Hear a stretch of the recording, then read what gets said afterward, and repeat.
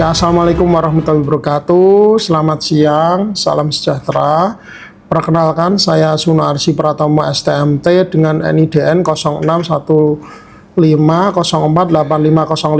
Basic keahlian saya adalah di bidang elektronika dan saat ini saya sedang memegang amanah menjadi Dekan Fakultas Teknik di Universitas Maritim Amni Semarang. Kalau ditanya kenapa saya ingin menjadi dosen, saya bermula dari tahun 2015 bekerja di Universitas Maritim Amni sebagai tenaga laboran. Di sana saya melihat banyak mahasiswa atau taruna dari program studi teknika ya yang kurang menguasai di bidang kelistrikan ya.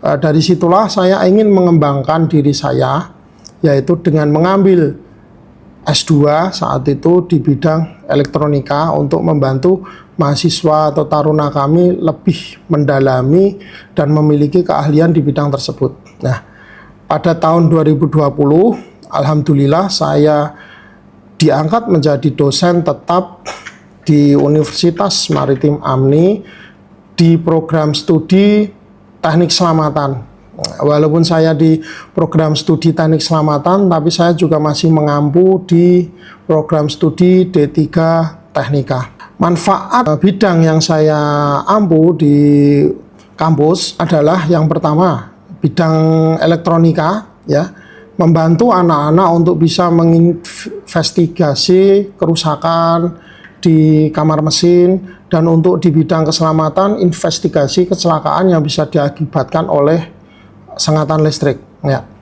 Mata kuliah yang saya ampu ada 4. Yang pertama adalah elektronika, sistem kontrol 1 untuk D3 Teknika, kemudian teknik tenaga listrik dan K3 listrik untuk program studi teknik selamatan. Lewat kelas ini saya memastikan mahasiswa tidak cukup hafal teori tapi juga memiliki kemampuan praktis yang bisa diterapkan di engine room maupun di industri keselamatan maritim. Mata kuliah elektronika pada D3 Teknika terdiri dari 3 SKS dengan kode mata kuliah A02329. Mata kuliah ini merupakan mata kuliah dengan beban 3 SKS, yaitu 2 SKS teori dan 1 SKS praktikum ya. Mata kuliah ini terdiri dari 16 pertemuan ya. Dan mata kuliah ini juga sudah menggunakan kurikulum OBE. Untuk mata kuliah ini capaian pembelajaran mata kuliahnya adalah mahasiswa D3 Teknika mampu menggunakan instrumen elektronika untuk melakukan pengukuran parameter listrik. Untuk capaian pembelajaran kedua adalah mampu menganalisis prinsip kerja rangkaian listrik dengan menggunakan peralatan elektronika yang tadi sudah kita pelajari. Kemudian mampu menganalisis prinsip kerja rangkaian elektronika dan mampu mencari troubleshoot dan memperbaiki kerusakan dan memverifikasi kerusakan yang terjadi di kapal, di permesinan kapal ya. Kemudian mampu melakukan perbaikan dasar pada sistem di permesinan kapal. Pertemuan dari mata kuliah ini terdiri dari 16 pertemuan dan hasil akhir dari mata kuliah ini yang saya harapkan adalah mahasiswa mampu mengintegrasikan konsep dasar elektronika, teknik pengukuran dan analisis rangkaian untuk komponen elektronika, serta sistem instrumentasi untuk menyelesaikan troubleshooting yang ada di atas permesinan kapal. Sekian perkenalan dari saya Sunarsi Pratomo STMT undur diri. Selamat siang, terima kasih. Wassalamualaikum warahmatullahi wabarakatuh.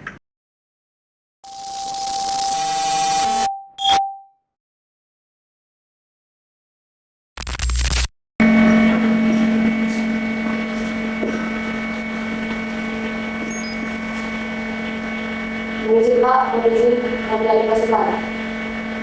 Bismillah, duduk siaga.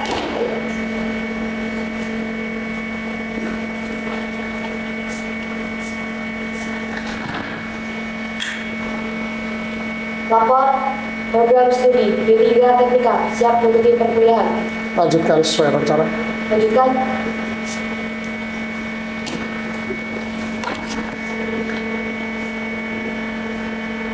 Mulai perkuliahan. Blok mulai. Blok selesai. Istilah belajar. Terima kasih. Selamat pagi. Selamat pagi.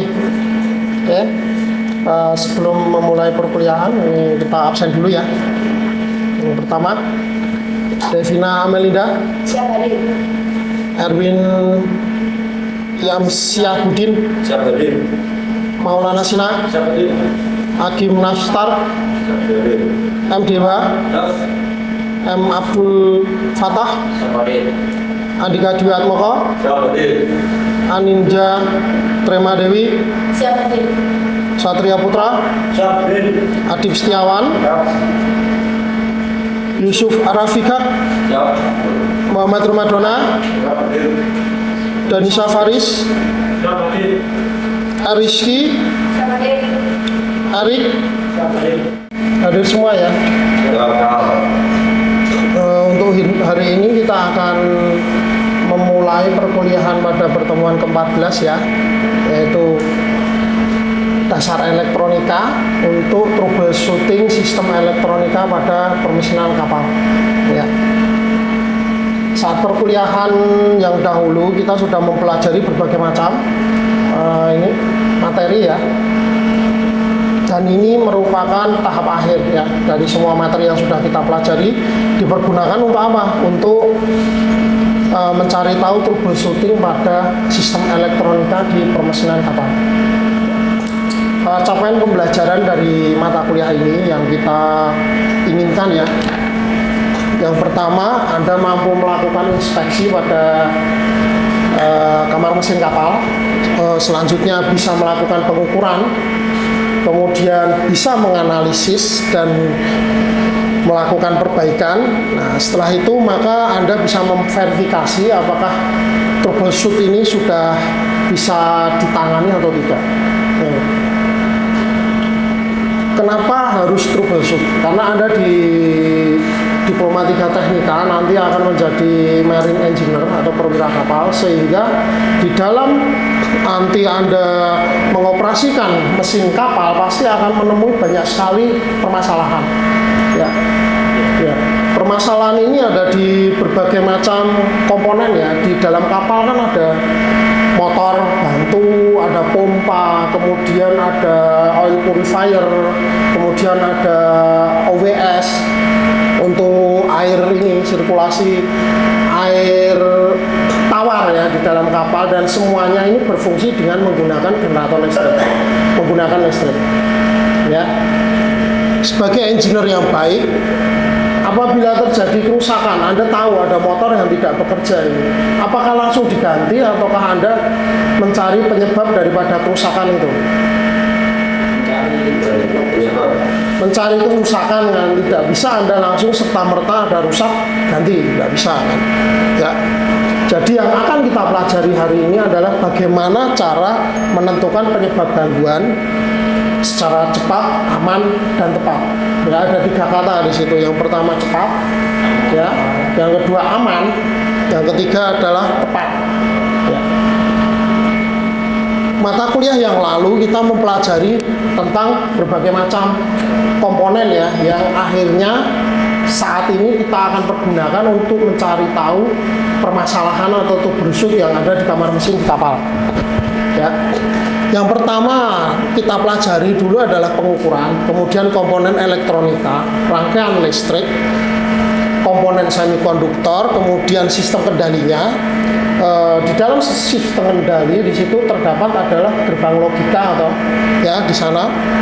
Kemudian ada analog atau digital converter dan digital to analog converter. Di situ persinyalan. Yang terakhir di dalam sistem navigasi kapal di dalamnya ada sinyalnya.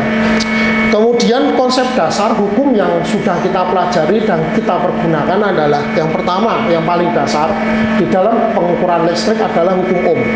Ya, tegangan sama dengan arus dikalikan hambatan, itu yang paling dasar. Selanjutnya kita mempelajari tentang hukum Kirchhoff. Ada dua macam. Yang pertama hukum Kirchhoff tentang arus dan hukum Kirchhoff tentang tegangan. Ya, KCL Kirchhoff Current Law dan KVL itu Kirchhoff Voltage Law. Ya, selanjutnya kita mempelajari tentang komponen semikonduktor. Ada dua di sini, yaitu dioda dan transistor. Selanjutnya tentang penguat persinyalan, yaitu operational amplifier (OP-amp) dan gerbang logika yang di dalamnya ada binary, hexadesimal, dan informasi digital ya.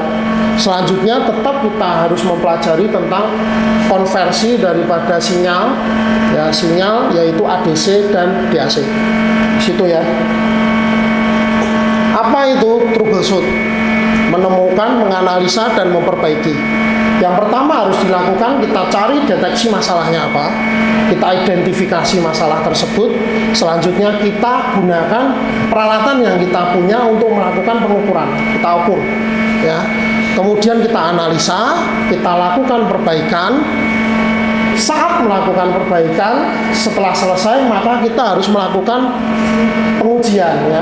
Kita uji dahulu, verifikasi dahulu. Setelah kita verifikasi dan bekerja sesuai spesifikasi dan normal, berarti troubleshoot itu kita anggap sudah selesai.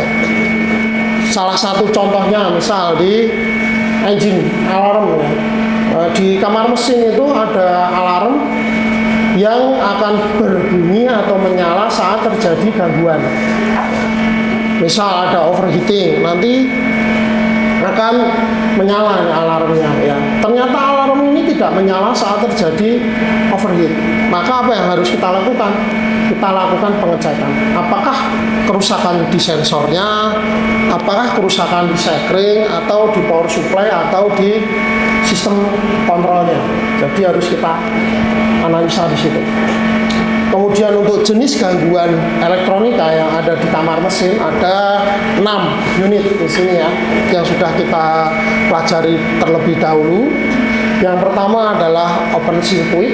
Kita bisa mendeteksi di dalam suatu komponen elektronika atau listrik di dalamnya tidak mengalir arus, berarti dia open circuit. Kemudian ada short circuit atau konsleting listrik, dia menimbulkan arus berlebih ya. Kemudian ada loose connection. Di dalam sebuah panel pasti banyak yang terhubung dengan menggunakan baut atau terhubung kabel dengan kabel ya. Kalau dia longgar maka dia bisa menimbulkan loose connection. Loose connection ini dia bisa menurunkan arus yang masuk atau tegangan kerja tidak akan sesuai dengan apa yang dibutuhkan oleh mesin. Selanjutnya ada ground fault, yaitu ada kebocoran arus yang mengalir ke dalam tanah. Overheating kalau di generator atau di mesin induk. Kemudian ada kesalahan komponen ya, atau kerusakan komponen. Kerusakan komponen ini bermacam-macam karena di dalam sebuah sistem kendali komponen yang mengatur di dalamnya ada banyak ya. Seperti itu. Kalau di kapal, di permesinan kapal, di dalam kamar mesin ada banyak sekali sebenarnya, tapi ini hanya sebagai contoh ya. Yang pertama adalah alarm ya, engine, kemudian autopilot, ini di sistem navigasi, kemudian ada monitoring untuk bahan bakar, dan ada generator. Nah, generator ini sebenarnya yang sangat penting ya di dalam kapal karena dia mensuplai seluruh energi listrik yang ada di atas kapal. Biasanya kan di kapal ada 3 ya, 2 yang utama, 1 yang bantu, seperti itu. Nah, peralatan troubleshoot yang akan kita gunakan untuk mendeteksi apabila terjadi masalah di kamar mesin ada 3. Yang pertama adalah multimeter, yang kedua adalah clamp meter atau tang ampere, yang ketiga adalah Megger. Megger ini untuk mendeteksi tahanan isolasi di dalam suatu mesin listrik ya, motor listrik, generator listrik ya, seperti itu. Ya. Instrumen yang pertama yang wajib ada, yang biasanya sebagai komponen yang kita gunakan utama ya di kapal mesin ya, adalah multimeter. Multimeter di sini ada dua jenis, yang pertama digital, yang kedua analog. Berfungsi untuk apa? Mengukur arus, tegangan, hambatan. Ini untuk multimeter analog. Karakteristiknya dia menggunakan kumparan ya, sudah pernah kita pelajari ini ya, menggunakan jarum, skala dan lain sebagainya sudah pernah kita pelajari. Untuk selanjutnya adalah multimeter digital. Dia presisi dan otomatis ya, enaknya di situ dia mengkonversi. Kalau yang analog tadi sinyalnya masih dalam bentuk sinyal analog, sedangkan kalau yang digital ini sudah kita konversi sehingga bisa langsung kita baca nilainya. Untuk yang multimeter ini gunanya untuk apa kalau troubleshoot? Yang pertama kita untuk menguji ini ya, arus alternating current atau arus bolak-balik atau direct current atau arus sarah. Kemudian untuk mengukur resistansi, menguji kontinuitas ya, misal ada kabel putus bisa kita deteksi dengan menggunakan multimeter. Kemudian dioda atau komponen elektronika dan tegangan output ya. Kita gunakan juga untuk analisa voltage drop ya, tegangan jatuh pada suatu baterai atau generator bisa. Untuk menghitung juga mencari tahu apakah ada ini ya, at fault ya, kesalahan arus yang bocor kemudian dia mengalir ke dalam ground atau keluar daripada peralatan yang kita gunakan ya. Langkahnya bagaimana? Ya kita ukur aja tempat yang kita curigai ada at fault. Pro positif dan pro negatifnya kita tempelkan di situ. Apabila muncul tegangan sekecil apapun tegangannya, berarti di situ ada at fault ya. Udah. Prosedur pengukurannya ada inspeksi, seleksi, koneksi, dan analisis. Yang paling penting di sini adalah inspeksi dan seleksi. Ya, inspeksi apakah probe Anda ini berfungsi, yaitu dengan cara menempelkan dua probe-nya, sudah pernah kita pelajari. Yang kedua adalah seleksi ya.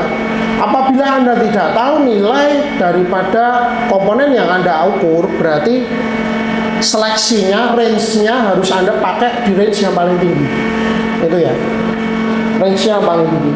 Selanjutnya ada tang ampere, digunakan untuk mengukur arus ya di dalam suatu mesin, generator atau mungkin motor listrik, tanpa harus kita putus ya, jadi dalam kondisi menyala ya. Fungsinya mengukur arus, membandingkan arus antar fasa, mengidentifikasi beban, kemudian mencari tahu apakah ada overload ya atau kelebihan beban di dalam suatu komponen ya. Misal kita gunakan 3 fase di sini, fase RST. Di dalam pompa ternyata ada salah satu fase yang ada lonjakan arus terlalu tinggi. Maka apa yang terjadi di sini? Ya, apakah bearing macet, apakah hubung singkat lilitan, ataukah beban tidak seimbang, ataukah kabel putus. Biasanya kalau dia naik berarti ada beban yang tidak seimbang di situ. Ya. Untuk melakukan prosedur penjepitannya, ini untuk tang ampere ya, tinggal buka, posisi kabel ada di tengah ya, ini wajib, kemudian ditutup ya. Untuk tang ampere ini, plum ampere ini tidak boleh kita ukur 2 kabel secara bersamaan, maka tidak akan muncul nilainya di situ ya, di dalam tang ampere ya. Untuk pengukuran arusnya ya persiapan dulu, yang pastinya kita harus melihat apakah ini bisa difungsikan atau tidak. Kemudian buka rahang, kita cepit di bagian yang mau kita ukur, kemudian kita lihat nilainya, kita dokumentasikan. Oke. Bagian yang terakhir adalah meger atau insulation tester. Nah, ini peralatan yang terakhir yang akan kita gunakan untuk mencari tahu troubleshoot pada kamar mesin kapal ya. Ya. Dia digunakan untuk mendeteksi kebocoran arus, isolasi. Ya, kapal ini kan difungsikan di dalam laut, di atas laut ya. Berarti di situ ada air, sehingga apa? Ada kelembapan di situ. Lembab kan? Kemudian ada kerusakan gulungan, bisa di motor ya.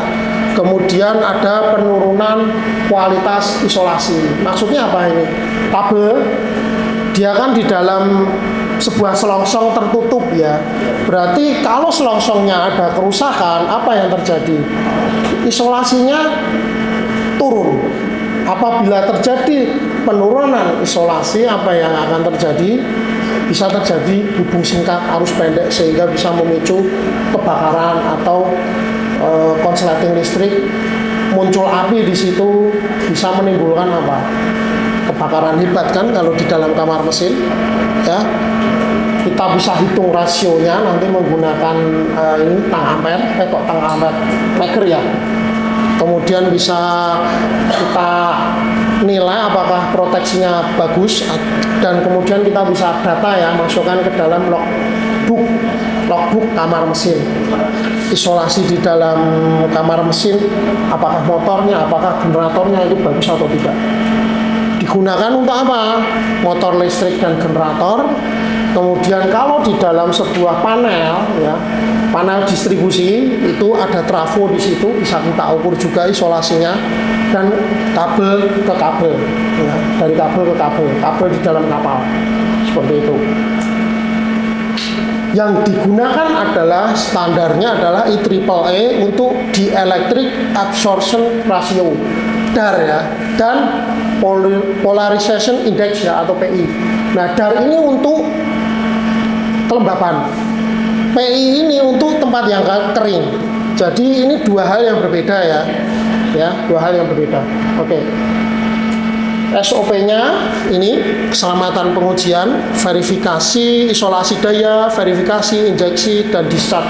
Yang perlu diperhatikan untuk maker, kita harus operasikan dalam kondisi semua peralatan mati. Oke, ya. Sampai sini ada pertanyaan? Izin Pak, izin bertanya. Mengapa kita harus memperhatikan CAT pada multimeter? Sudah kita pernah bahas ya, CAT ya. CAT ini yang mewakili kemampuan multimeter kita, apakah dia mampu digunakan di kamar mesin atau enggak. Kamar mesin ini kan memiliki tegangan yang cukup besar ya, di atas 380 volt ya. Sehingga di multimeter ini, di peralatan ini ada kategori yang harus kita gunakan untuk lokasi dengan tegangan yang tinggi ya, atau daya yang tinggi. Kategorinya ada dua. Kalau kita menggunakan multimeter misal ini ya, kategori 3, berarti dia harus kategori 1000 volt ya, dia harus yang 1000 volt ya. Kategori 3 itu 1000 volt, dan kategori 4 itu 600 volt ya.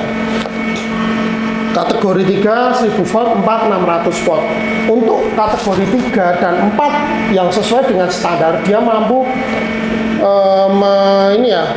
mampu menahan lonjakan arus atau lonjakan tegangan, bukan arus, maaf, lonjakan tegangan sebesar 8000 volt ya. Kalau menggunakan kategori 2 dan kategori 1 itu tidak memiliki kemampuan seperti itu, sehingga riskan kalau digunakan di tempat yang bertegangan tinggi, contohnya di kamar mesin kapal ya. Oke, ada lagi? Izin bertanya Pak, mengapa single passing sangat berbahaya bagi motor 3 fase? Nah, seperti yang sudah pernah kita pelajari di motor 3 fase ini kan dia memiliki 3 fase ya, yaitu fase R, S, dan T. Apabila ada satu fase yang tidak bekerja, maka yang kedua fase itu tetap akan memaksa motor kita untuk bekerja. Sehingga apa? Tidak seimbang, dan itu akan membuat kerusakan pada motor kita. Oke?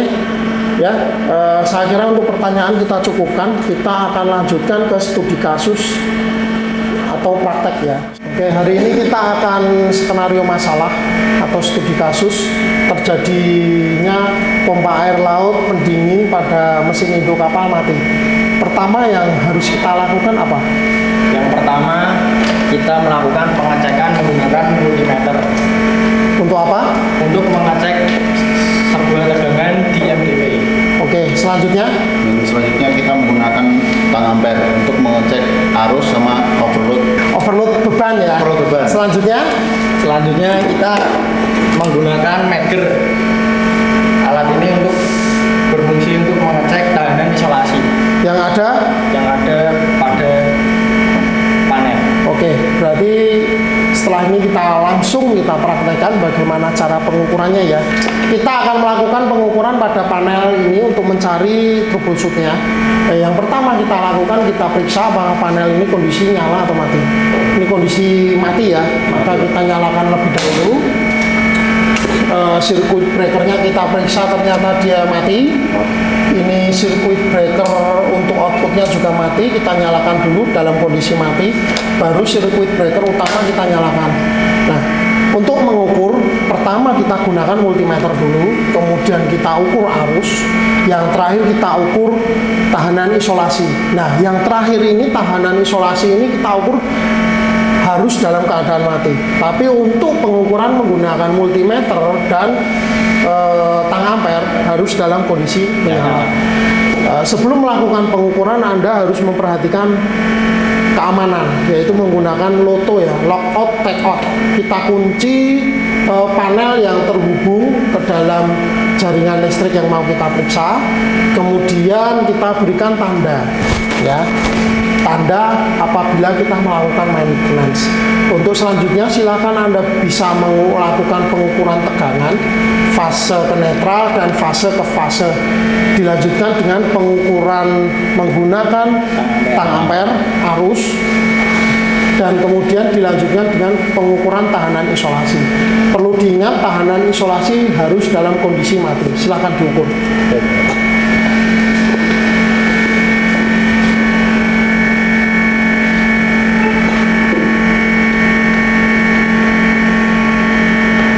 Berapa nilainya? 220 Pak. Selanjutnya fase ke fase. 374 Pak. Oke, berarti sudah sesuai dengan standar ya. Selanjutnya Anda coba praktekkan dengan tang ampere ya. Langsung. Kira-kira ada arusnya atau tidak? Ada Bapak, 2 ampere. Oke, siap, silahkan. Selanjutnya kita ke ini ya, tahanan isolasi menggunakan meter. Kita matikan dulu. Kita pastikan kondisi peralatan kita mati. Ya, mati. Karena meter ini akan menyuntikkan tegangan sebesar 500 volt ya. Kalau meter yang kita gunakan ini DC. Ya, apabila ada tegangan lain maka akan menjadi gangguan sehingga kita tidak bisa mengukur besarnya tahanan isolasi. Bisa dilakukan sama dengan pengukuran dengan multimeter tadi, probe hitam dan probe merah. Nah, silahkan kita matikan dulu, pastikan dulu sudah mati. Ini sudah mati ya, tidak ada yang menyala. Untuk lebih amannya bisa kita pakai emergency switch, kita matikan. Silahkan Anda boleh ukur, silahkan.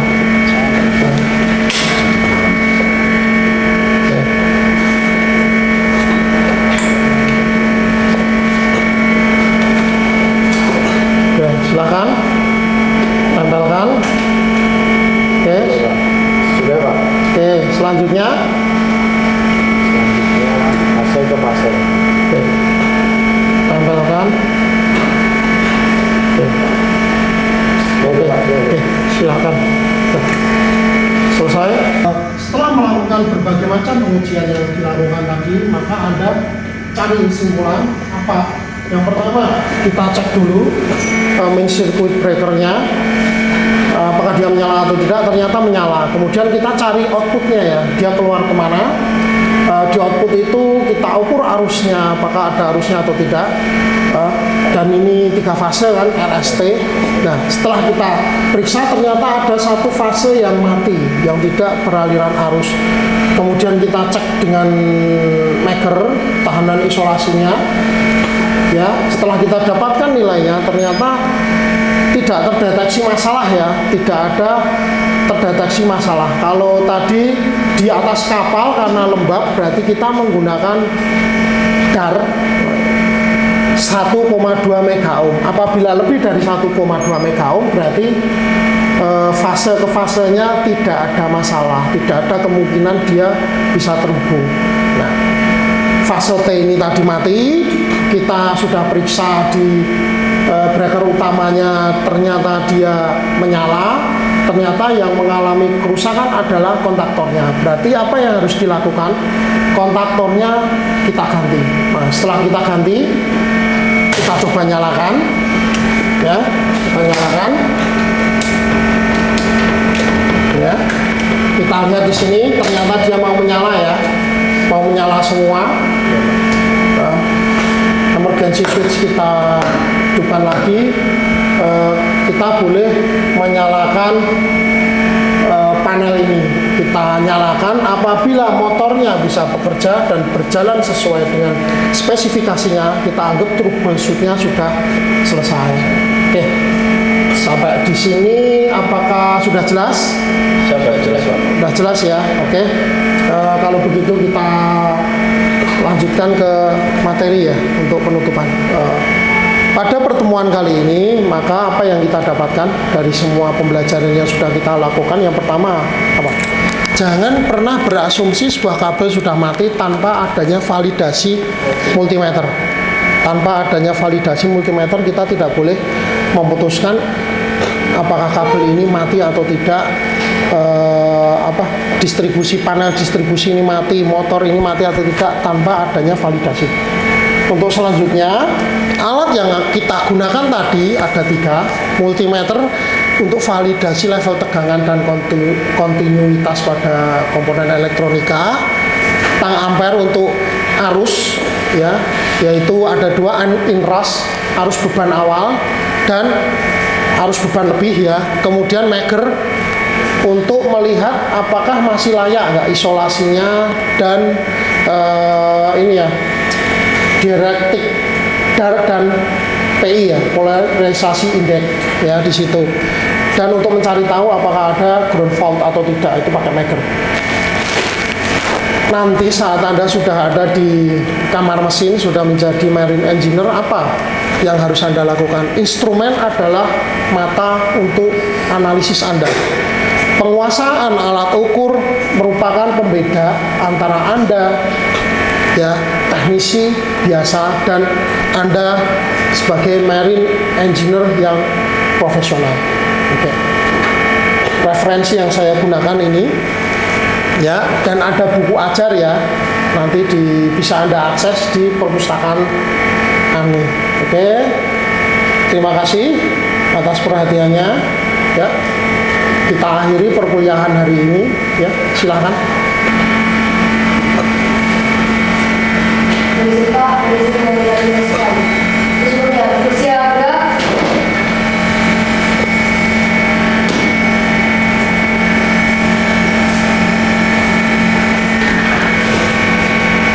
Perkuliahan telah dilaksanakan, laporan selesai. Laporkan. Baik.